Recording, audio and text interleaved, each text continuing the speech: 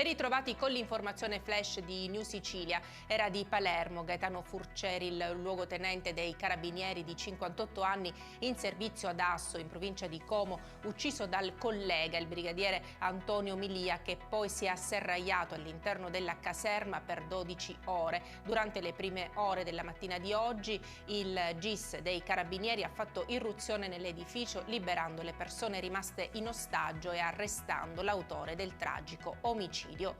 Sono riprese a Monte Calcinera Lingua Glossa le ricerche dei due piloti che ieri pomeriggio erano a bordo del Canadair precipitato durante un'operazione di spegnimento di un incendio nella zona alle pendici dell'Etna. Le ricerche erano state sospese ieri sera dopo l'arrivo del buio.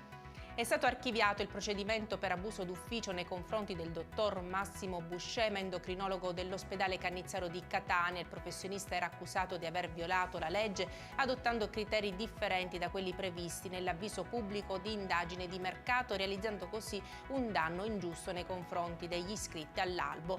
Non appaiono sussistere rilevanti gravità la decisione del GIP.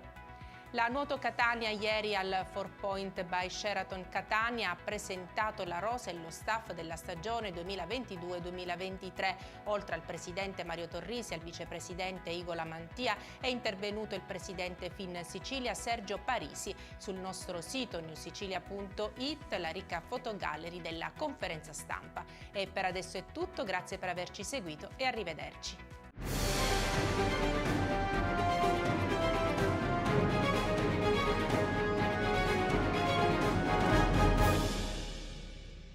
Procar, centro assistenza autorizzato BMW e Mini, adesso anche BMW Motorrad, via George Marshall 7, Mister Bianco, Catania.